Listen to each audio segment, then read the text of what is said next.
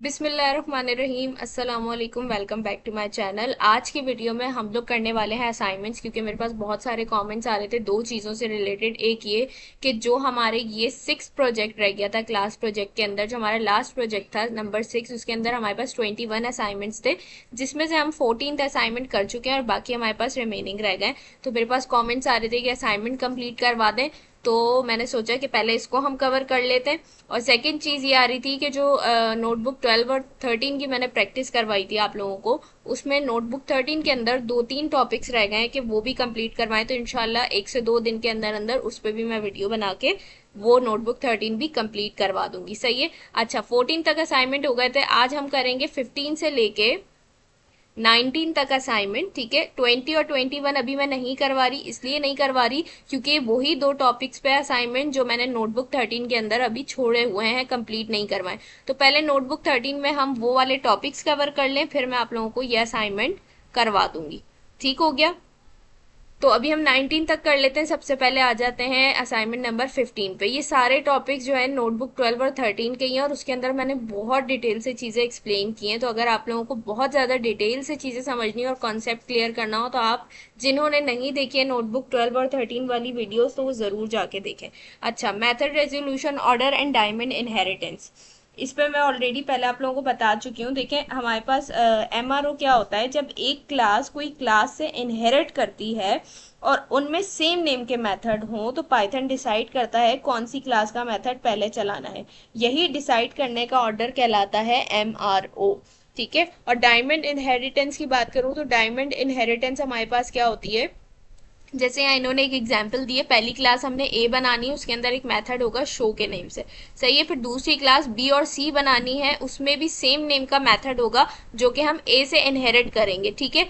यानी क्या होगा, पहले ए क्लास बनी, फिर उसके बाद बी और सी क्लास बनी, लेकिन ये दोनों किसका चाइल्ड होंगी, ए का चाइल्ड होंगी। ठीक है। यानी ए इन दोनों की पेरेंट क्लास होगी। उसके बाद एक क्लास डी बनाएंगे जो क्या इनहेरिट करेगी, बी और सी को इनहेरिट करेगी। यानी क्या होगा, डी के पेरेंट क्लास कौन सी होगी, बी और सी, जो ऑलरेडी किसी और का चाइल्ड है। तो ये हमारे पास पूरा एक स्ट्रक्चर बनता है डायमंड।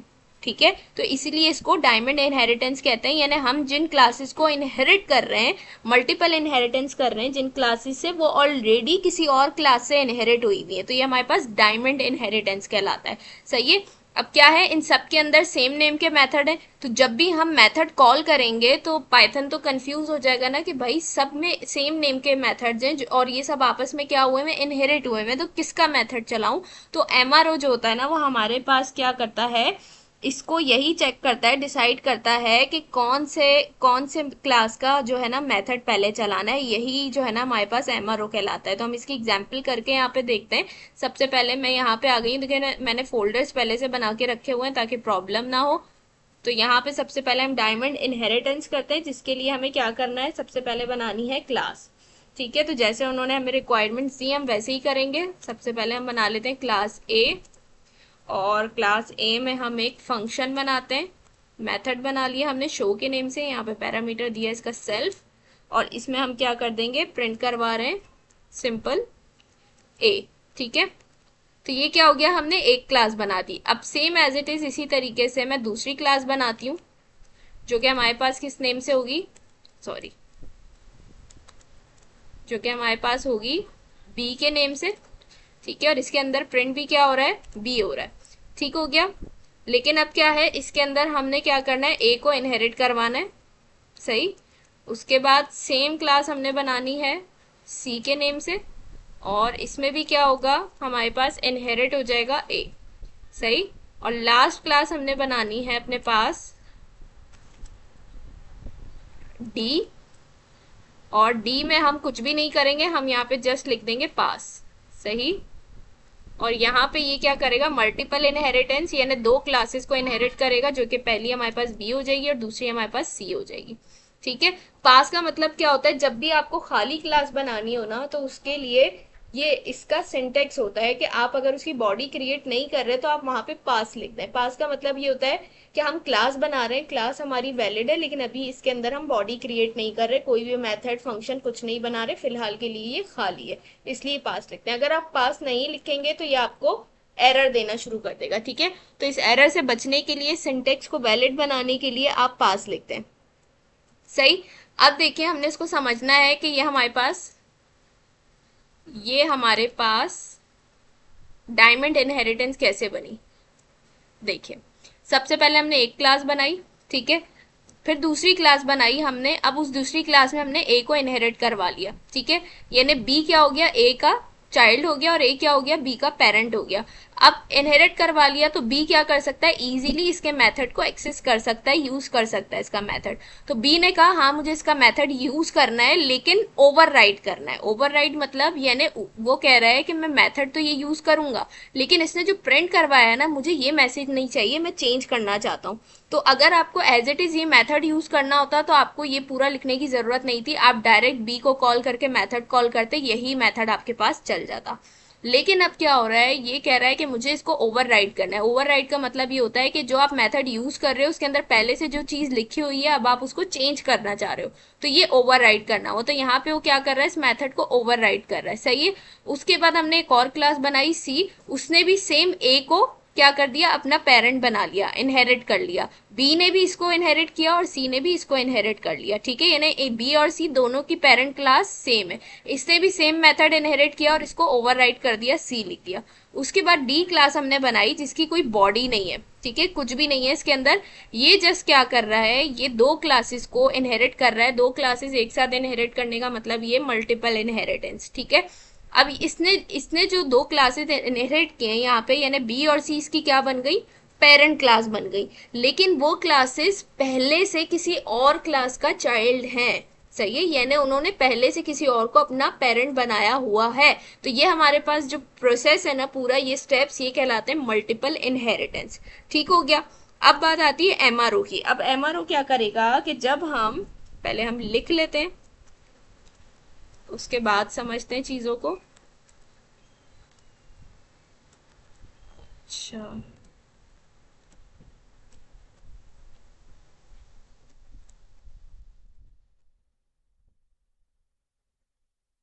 अब होगा क्या कि जब मैं इसको चलाऊंगी, जैसे मैंने ऑब्जेक्ट बनाया डी का, मैंने लिखा ऑब्जेक्ट इक्वल्स टू डी। ठीक है, मैंने ऑब्जेक्ट बना दिया अपनी डी क्लास का। सही है, ऑब्जेक्ट बना दिया। अब जब मैं क्या करूंगी, मेथड कॉल करूंगी। जैसे मैंने लिखा ऑब्जेक्ट डॉट, और मेरे पास देखिए क्या आ रहा है, शो मेथड आ रहा है। मैंने यहाँ शो मेथड लगा दिया।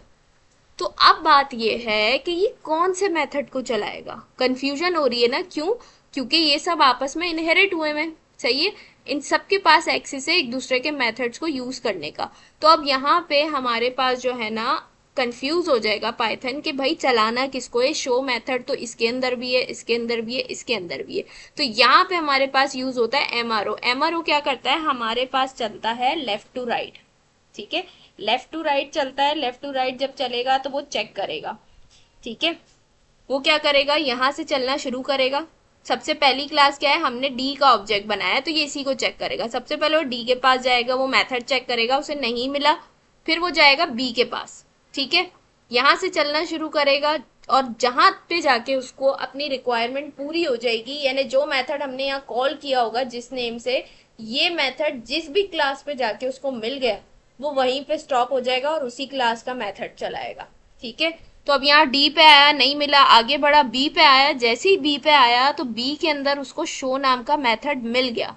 उसने कहा बस यहीं पे रुक जाओ, मेरी जो रिक्वायरमेंट थी वो पूरी हो गई है, यानी शो का मेथड कॉल किया गया था और शो का मेथड बी वाली क्लास के अंदर मुझे मिल गया है। तो वो क्या करेगा, सिंपल इसको चला देगा। जैसे अगर मैं आपको यहाँ पे इसको चला के दिखाऊं, तो ये देखिए इसने मुझे क्या प्रिंट करके दिया, बी प्रिंट करके दिया। क्यों, क्योंकि वो जैसे ही बी पे आया ना, उसको अपनी रिक्वायरमेंट पूरी हो गई, यानी उसने देखा जो हमने मेथड कॉल किया था वो बी के अंदर उसको मिल गया है, इसलिए वो आगे बढ़ा ही नहीं। लेकिन अगर फॉर एग्जाम्पल उसको बी के अंदर भी ये मेथड नहीं मिलता, जैसे मैं यहाँ कर देती हूँ एक्स वाई जेड, एक मिसाल दे रही हूँ, तो अब क्या होगा, हमारा एमआरओ कैसे चलेगा, यहाँ से यहाँ आया, बी में आया, बी में भी उसको शो नाम का कोई मेथड नहीं मिला, तो वो क्या करेगा, आगे बढ़ जाएगा। जब आगे बढ़ेगा तो अब देखिए, अब मैं चलाऊंगी तो इसने क्या प्रिंट कर दिया, सी प्रिंट कर दिया, यानी उसको उसकी जो रिक्वायरमेंट थी, हमने जो मेथड कॉल किया था वो उसको कहाँ मिला, सी के अंदर मिला, तो उसने सी का मेथड हमारे पास चला दिया। सही है, तो इस तरीके से हमारे पास ये काम करता है। आई होप डायमंड इनहेरिटेंस और एमआरओ का कॉन्सेप्ट क्लियर हो गया होगा। सही है, इसके बाद हम वापस आते हैं और अब इसके बाद हमारे पास है 16। सही है, जिसमें हमारे पास है फंक्शन डेकोरेटर्स। तो यहाँ पे आ जाते हैं 16 में। फंक्शन डेकोरेटर्स और क्लास डेकोरेटर्स भी हम पहले कर चुके हैं। क्या होते हैं देखिए, डेकोरेटर का मतलब है किसी चीज को सजाना, सिंपल। ठीक है, पहले से कोई चीज बनी हुई है उसको सजाने के लिए डेकोरेटर यूज होता है। जैसे मैंने एग्जांपल दी थी आप लोगों को कि घर हमारे पहले से बने होते हैं, कोई इवेंट आता है, कोई भी चीज होती है तो हम क्या करते हैं, अपने घरों को सजाते हैं, तो वो क्या है, डेकोरेट करना होता है। तो इसी तरीके से फंक्शंस भी जो पहले से बने हुए होते हैं उनको सजाना।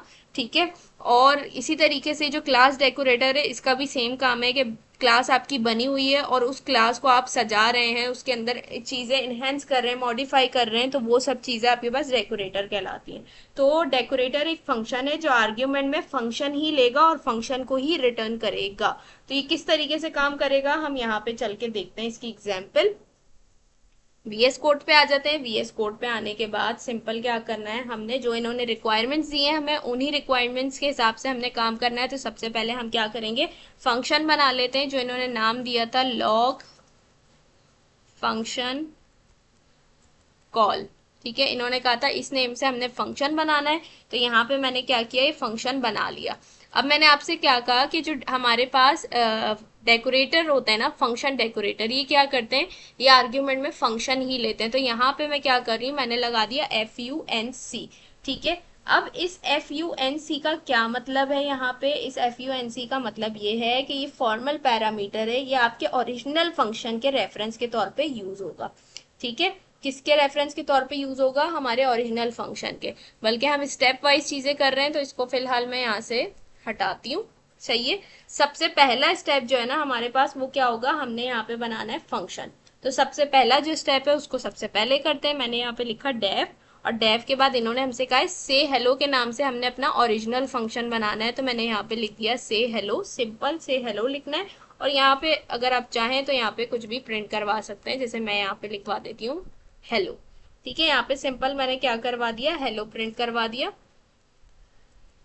ये क्या है, हमारा स्टेप नंबर 1 है। ठीक है, स्टेप नंबर 1 हो गया। इसके बाद हमने क्या करना है, मैंने आपसे क्या कहा था, पहले से बनी हुई चीजों को डेकोरेट करना। तो अब ये फंक्शन डेकोरेटर है, तो फंक्शन पहले से हमारा बना हुआ है।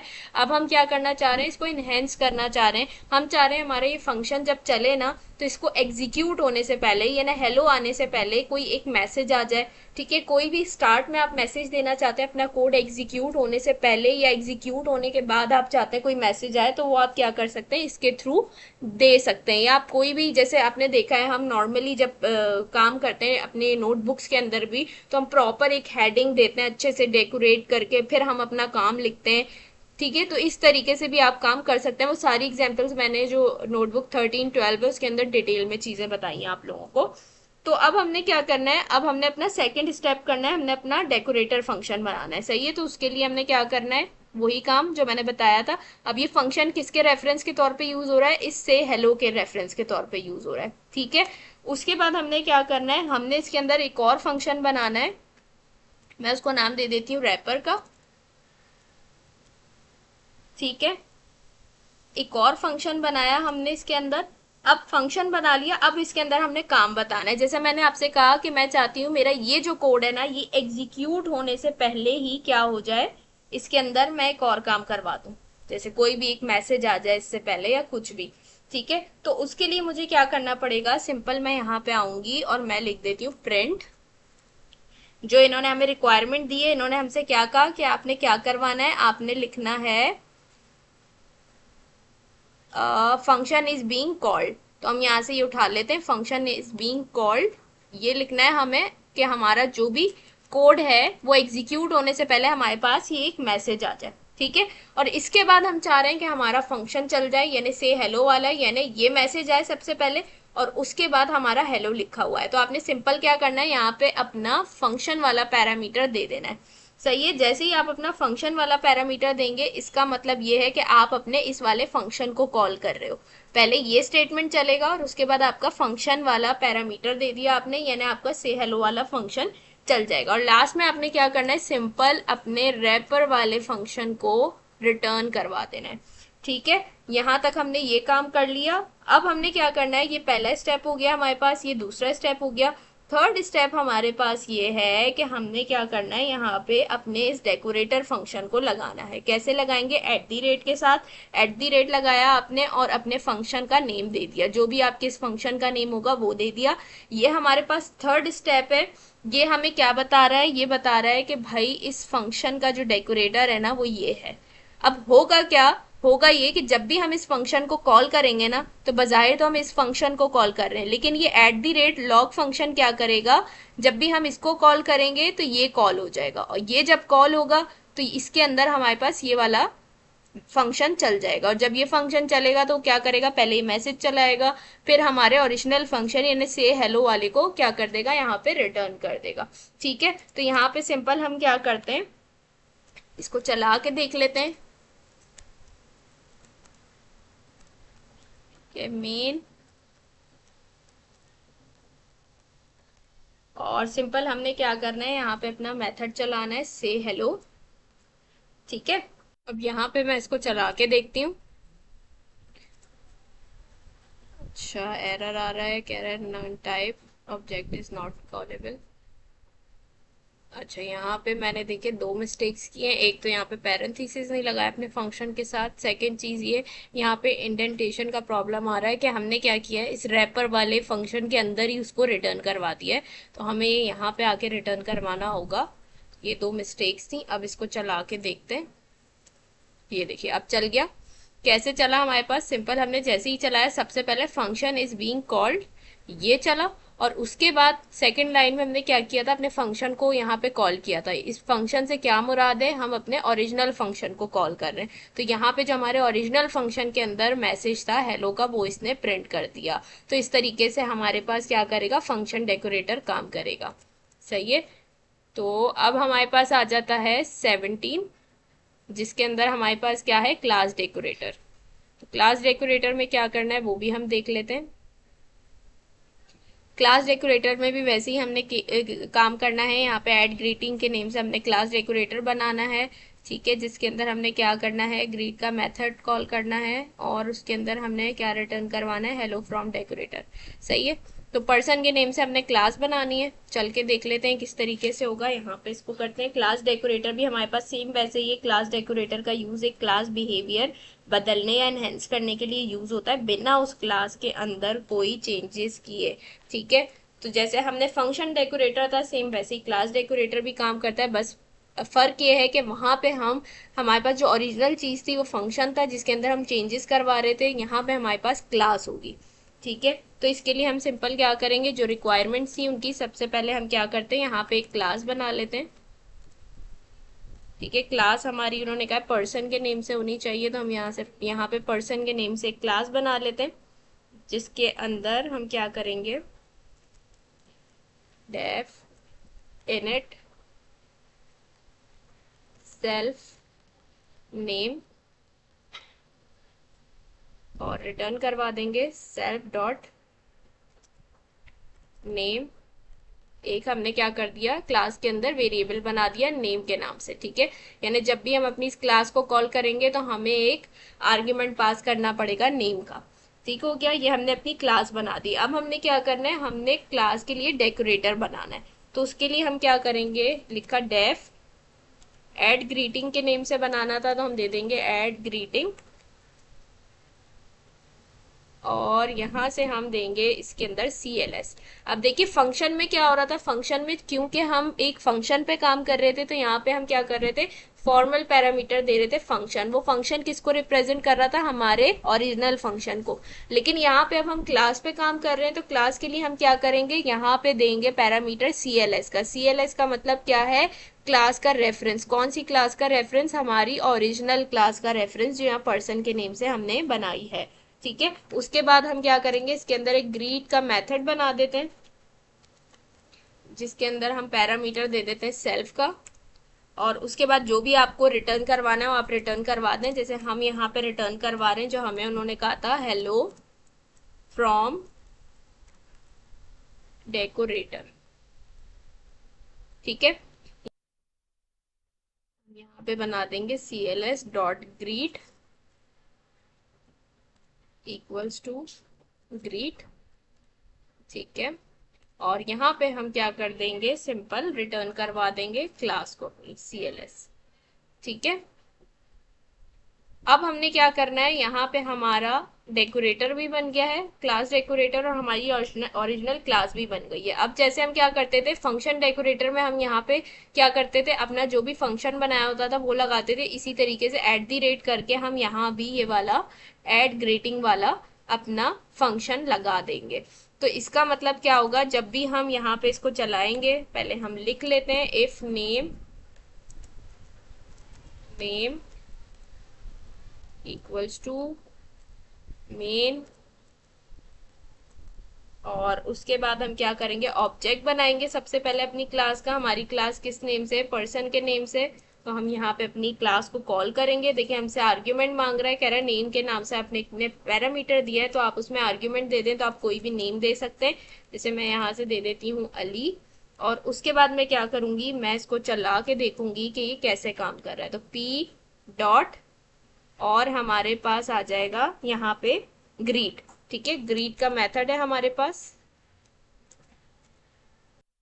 अच्छा, अब हम इसको चला के देखते हैं। यहाँ पे देखिए मैंने जैसे ही चलाया इसने मुझे क्या मैसेज दिया, हेलो फ्रॉम डेकोरेटर। सही है, हेलो फ्रॉम डेकोरेटर इसने क्यों दिया, क्योंकि हमारे पास फंक्शन था, मेथड था ग्रीट का, जिसके अंदर हमने क्या रिटर्न करवाया था, हेलो फ्रॉम डेकोरेटर। तो उसने वही चीज हमें रिटर्न करके दी है। अब बहुत सारे लोगों के माइंड में ये सवाल आएगा कि भाई ये वेरिएबल क्यों नहीं चला रहा, जो हमने अली आर्ग्यूमेंट पास किया वो क्यों नहीं चला रहा, फंक्शन डेकोरेटर में तो हो रहा था। तो देखिए वो फंक्शन था हमारे पास पहले से मौजूद, एक फंक्शन के अंदर हम और चीजें इनहेंस कर रहे थे, ऐड कर रहे थे। इन्हें पहले से हमारे पास एक फंक्शन बना हुआ था, उसके अंदर मजीद चीजें हम ऐड करना चाह रहे थे, उसको डेकोरेट कर रहे थे। तो उसमें क्या हो रहा था, जो ओरिजिनल फंक्शन का कंटेंट था वो भी आ रहा था, और जो हमने मजीद चीजें ऐड करवाई थी उसको इनहेंस करने के लिए वो भी चल रही थी। यहाँ पे ये क्लास डेकोरेटर है। इसका मतलब ये है कि पहले से आपके पास क्लास मौजूद है।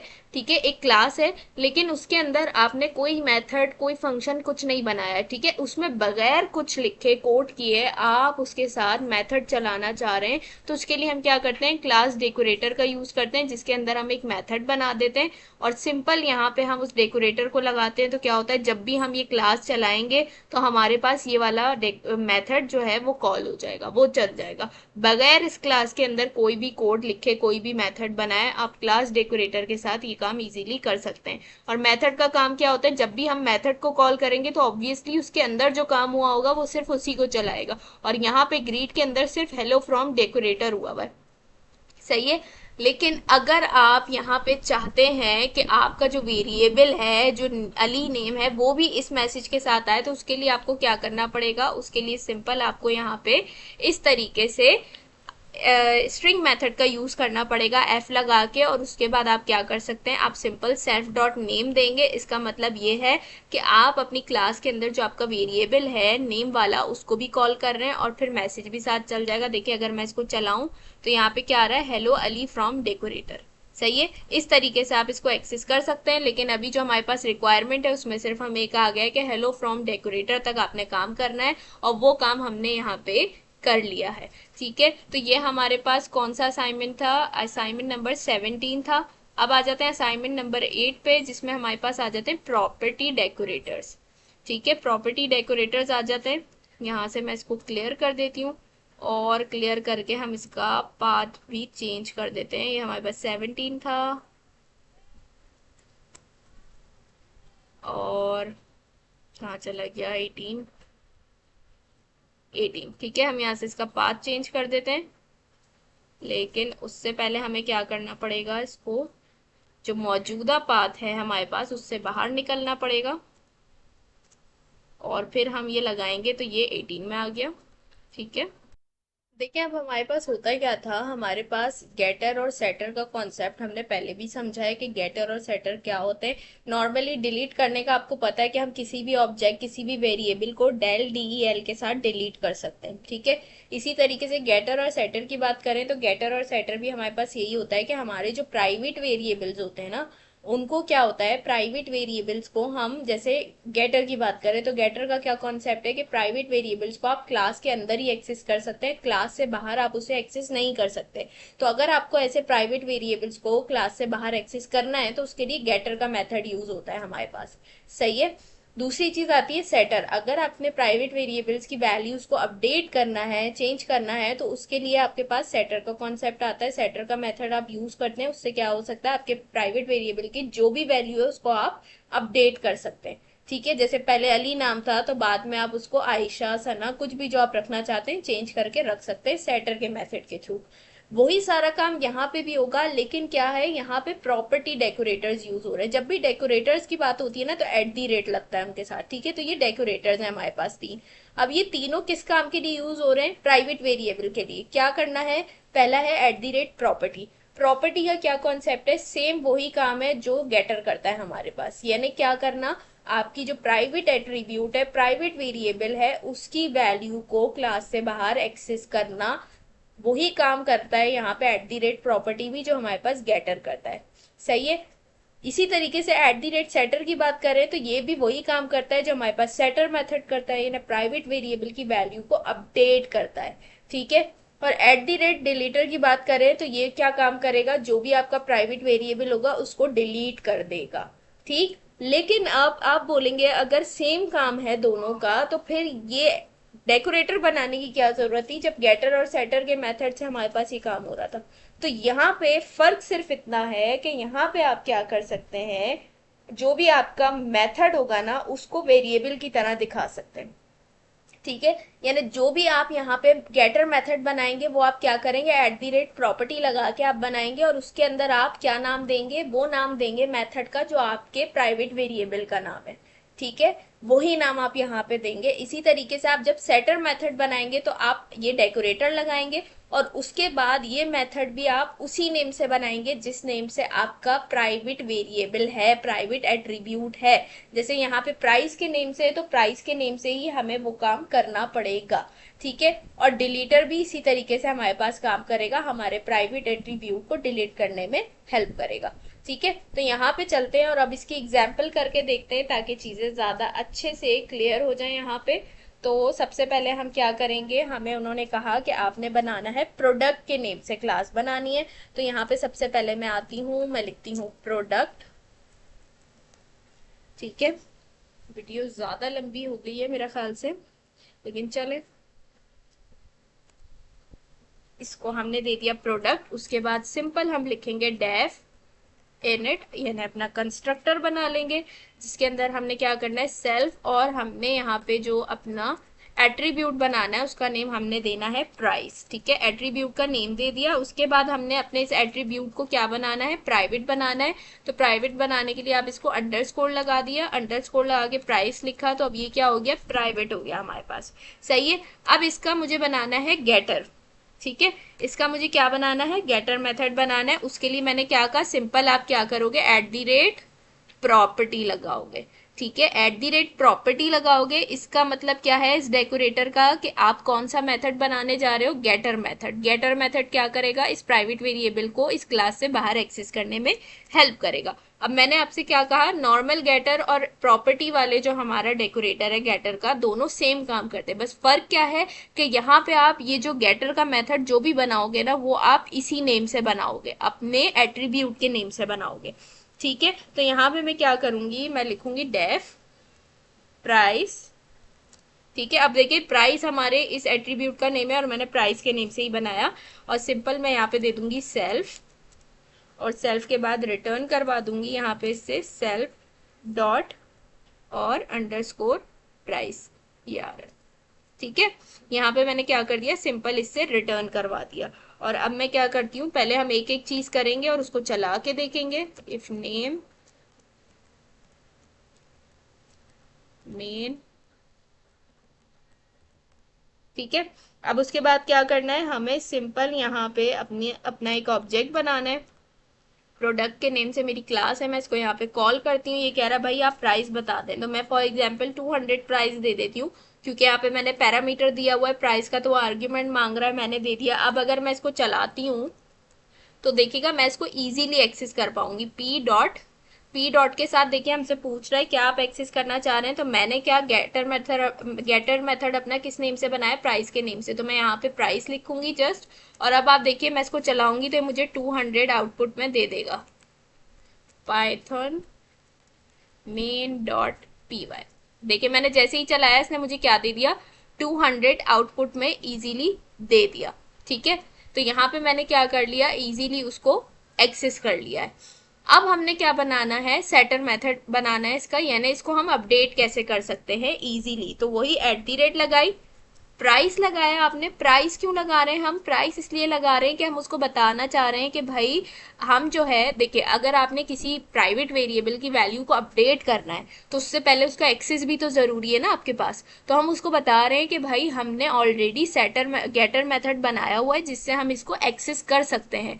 एक्सेस होने के बाद ही आप उसके अंदर कोई चेंजेस करोगे ना। तो यहाँ पे हम उसको बता रहे हैं कि भाई हमने प्राइस के नेम से गेटर मेथड बनाया हुआ है, डॉट लगा के हम सिंपल यहाँ लिख देंगे सेटर।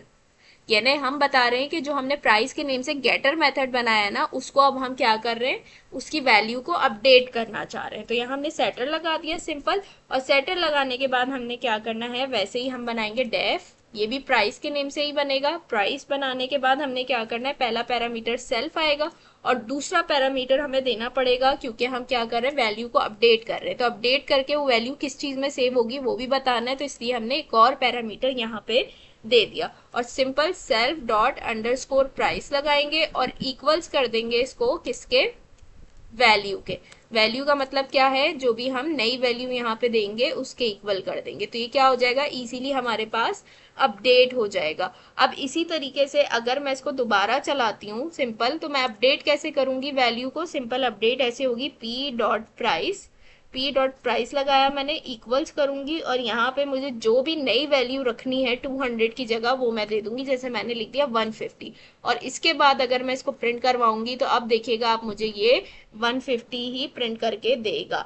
ये क्या है, ये पहली वैल्यू रिटर्न करेगा जब हमने सिर्फ गेटर मेथड बनाया था। ठीक है, 200 देगा। उसके बाद हमने सेटर मेथड बना के वैल्यू अपडेट की है, 150 कर दी 200 से, तो ये हमें अपडेट करके भी देगा। अभी देखें दो आउटपुट आने चाहिए, पहला गेटर का 200 और दूसरा सेटर का 150। तो चला के देखते हैं इसको, ये देखिए 200 और 150, यानी हमारे पास दोनों डेकोरेटर्स परफेक्टली वर्क कर रहे हैं।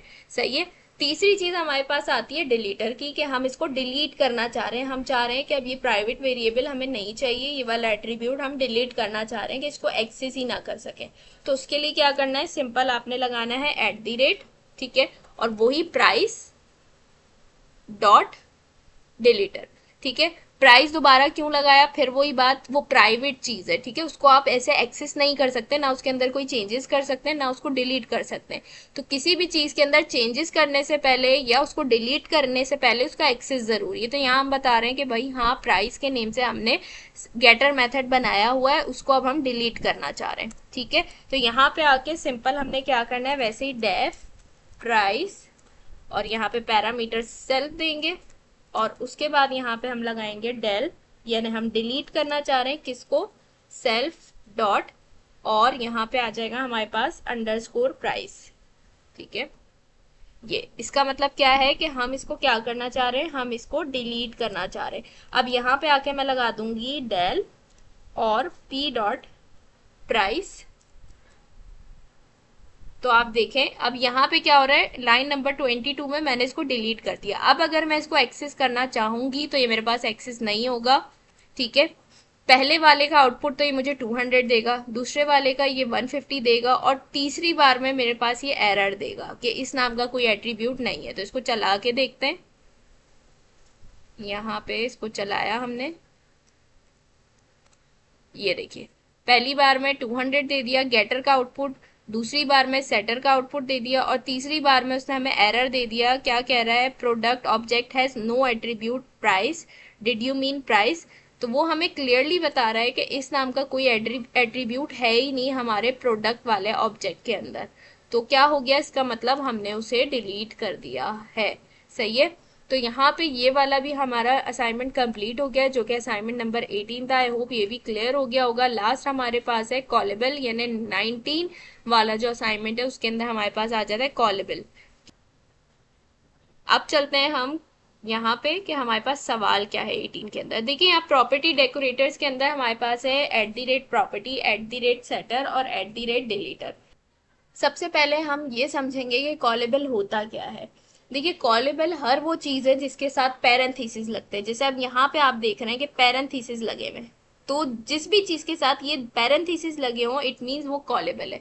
अब फंक्शन जो है हमारे पास वो बाय डिफॉल्ट कॉलेबल होते हैं, क्योंकि आपने देखा फंक्शन हम जब भी चलाते हैं तो फंक्शन के नेम के आगे पैरेंथेसिस लाजमी लगते हैं, तभी वो जाके हमारे पास चलता है। ठीक है। इसके अलावा अगर क्लास की बात करें तो क्लास भी हमारे पास कॉलेबल है, क्योंकि आपने देखा जब भी हम क्लास का ऑब्जेक्ट बनाते हैं तो क्लास का नेम लिख के पैरेंथेसिस लगाते हैं, तो हमारे पास क्लास भी क्या है, कॉलेबल है। लेकिन अगर हम ऑब्जेक्ट की बात करें तो ऑब्जेक्ट हमारे पास कॉलेबल नहीं होता, क्योंकि ऑब्जेक्ट कैसे होता है, ऑब्जेक्ट बनाया, अब ऑब्जेक्ट को हम क्या करते हैं, यूज कैसे करते हैं। फॉर एग्जाम्पल मैंने ए नेम से ऑब्जेक्ट बनाया, तो अब मैं क्या करूंगी, ए लिखने के बाद मैं डॉट लगाऊंगी और डॉट लगा के उस ऑब्जेक्ट के अंदर जितने भी मेरे पास मेथड्स वेरिएबल्स होंगे मैं उनको एक्सेस कर सकती हूँ। लेकिन कभी भी ऑब्जेक्ट के नेम के आगे पैरेंथेसिस नहीं लगते, तो ऑब्जेक्ट कॉलेबल नहीं होता।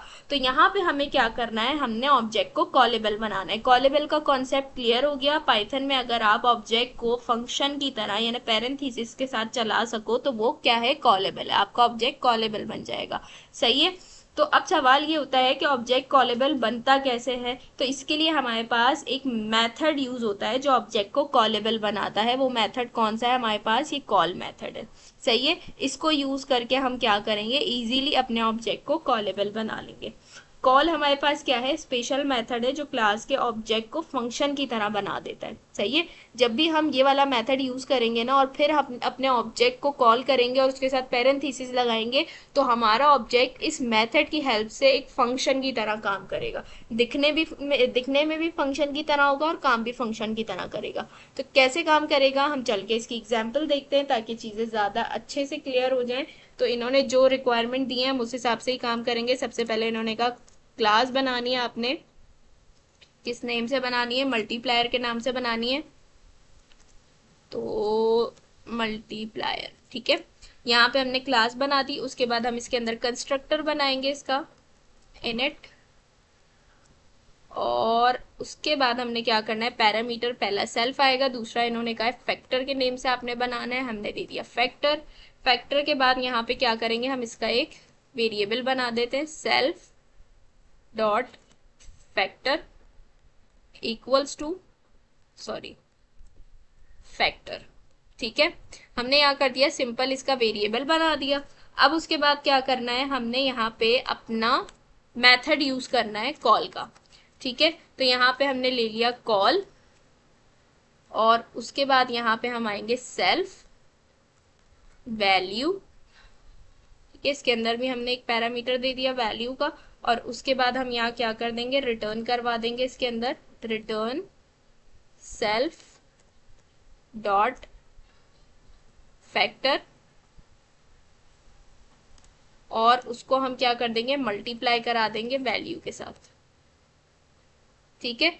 यानी जब भी हम क्या करेंगे, अपनी क्लास को कॉल करेंगे तो हमसे एक आर्ग्यूमेंट मांगेगा फैक्टर के नाम से, उसके अंदर हम कोई भी नंबर लिख देंगे। ठीक है। कोई भी नंबर लिख देंगे। उसके बाद क्या होगा, हम जब भी अपने ऑब्जेक्ट को कॉल करेंगे ना, जब भी हम अपने ऑब्जेक्ट को कॉल करेंगे तो वो हमारे पास क्या करेगा, एक फंक्शन की तरह काम करेगा। हमें उसके आगे पैरेंथेसिस लगाने पड़ेंगे, और जब भी पैरेंथेसिस लगाएंगे तो वो भी हमसे क्या करेगा, एक आर्ग्यूमेंट मांगेगा वैल्यू का। तो हम आज जो भी वैल्यू लिखेंगे वो क्या होगी, हमारे इस वाले आर्ग्यूमेंट के साथ मल्टीप्लाई हो जाएगी और हमें आउटपुट मिल जाएगा। ठीक है। तो अब हम क्या करते हैं, इसको चल के देखते हैं कि इसका आउटपुट कैसे आता है। जो इन्होंने एग्जाम्पल दी थी ऑब्वियसली हम उसी को फॉलो कर रहे हैं। तो इन्होंने कहा था इस तरीके से आपने पूरी एक एग्जाम्पल क्रिएट करनी है कि आपस में चीजें मल्टीप्लाई हो, तो हम उसी तरीके से काम करें। सबसे पहले मैं ऑब्जेक्ट बना लेती हूँ एक मल्टीप्लायर का एम के नेम से। ठीक है। अब देखिए यहाँ जैसे ही मैंने इसको चलाया, अच्छा इक्वल्स टू मल्टीप्लायर क्यों नहीं, अच्छा, इंडेंटेशन एरर आ रहा है। अब देखिए, यहाँ पे मैंने जैसे ही इसको चलाया तो ये मुझसे क्या कह रहा है, यहाँ पे हमने जैसे ही पैरेंथेसिस दिए तो हमसे ही क्या कर रहा है, एक आर्ग्यूमेंट मांग रहा है। ठीक है, कह रहा है फैक्टर के नेम से आपने एक पैरामीटर बनाया तो यहाँ पे आर्ग्यूमेंट पास करते हैं। तो अब मैं क्या करूंगी, इसके अंदर कोई भी नंबर दे दूंगी, जैसे मैंने लिख दिया 10। सही है, 10 दे दिया। उसके बाद मैं क्या करूंगी, उसके बाद सिंपल मैं इसको चलाती हूँ। जैसे मैं लिख देती हूँ यहाँ पे एक अदर टेक्स्ट लिख देते हैं। मैंने लिखा रिजल्ट, जो भी हमारा आउटपुट आएगा वो मैं यहाँ लिख रही हूँ। और मैं क्या करूंगी, अपने मेथड को लिखूंगी। जैसे ही मैं यहाँ पे मेथड लिखूंगी, ये देखिए मैंने यहाँ पे मेथड दे दिया।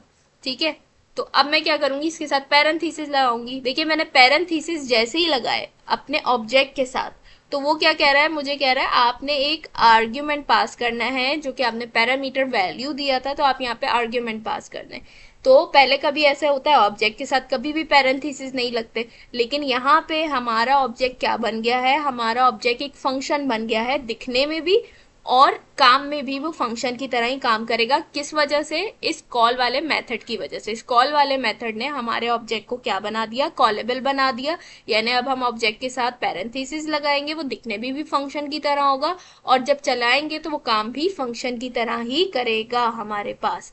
ठीक है, तो अब यहाँ पे हमसे वैल्यू मांग रहा है, तो मैंने जैसे 5 दे दी। तो अब क्या होना चाहिए, ये सेल्फ डॉट फैक्टर में 10 आ गया, मल्टीप्लाई वैल्यू यानी 5, तो 10 5 जा 50। हमारे पास आउटपुट क्या आना चाहिए, 50 आना चाहिए। तो मैं इसको चलाती हूँ, तो ये देखिए रिजल्ट में आउटपुट क्या आ गया, मेरे पास 50 आ गया।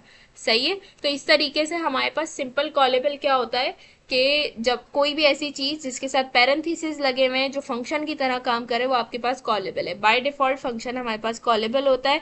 ऑब्जेक्ट को यहाँ पे हमने कॉलेबल बनाना था कि हमारा ऑब्जेक्ट जो है पैरेंथेसिस के साथ नजर आए और काम भी ऐसे ही करे, तो उसके लिए हमने कॉल मेथड यूज किया। कॉल मेथड हमारे पास क्या करता है, ऑब्जेक्ट को कॉलेबल बनाता है। सिंपल। सही है, इसके अलावा एक चीज और है, वो क्या है कि आप ये भी चेक कर सकते हैं कि आपका ऑब्जेक्ट या कोई भी चीज आपकी कॉलेबल है या नहीं है। तो उसके लिए एक फंक्शन आता है कॉलेबल का, आप वो सिंपल यूज करेंगे तो उसके थ्रू आप क्या कर सकते हैं, चेक कर सकते हैं कि आपका ये ऑब्जेक्ट या कोई भी चीज कॉलेबल है या नहीं है। तो यहाँ से मैं इसका टेक्स्ट चेंज कर देती हूँ, कॉलेबल।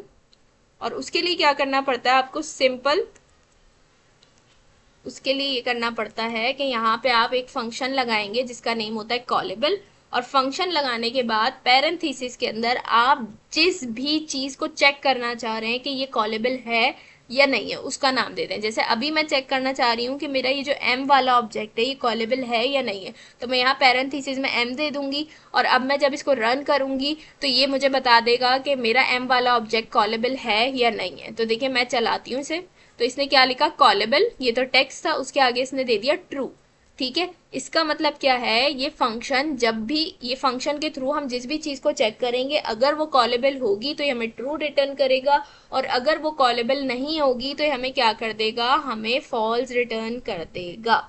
सही है, इसकी बहुत ज़्यादा अच्छे से आपको चीज़ें समझनी है तो आप जो है रेपो में जाके, रेपो पे जो पूरी डिटेल वीडियो थी 12 और 13 की, उनमें आप जाके देख सकते हैं। सारी चीज़ें मैंने बहुत डिटेल में समझाई हुई हैं। सही है, तो ये हमारे 19 तक असाइनमेंट कंप्लीट हो गए। अब लास्ट 20 और 21 रह गया, इंशाल्लाह बहुत जल्दी उसको भी कवर कर लेंगे। इस वीडियो को यहीं पे एंड करते हैं। अगर वीडियो अच्छी लगी हो तो लाइक कमेंट शेयर करना मत भूलिएगा। इंशाल्लाह आप लोगों से नेक्स्ट वीडियो में मुलाकात होगी, तब तक अपना बहुत सारा ख्याल रखिएगा, मुझे अपनी दुआओं में याद रखिएगा। अल्लाह हाफिज़।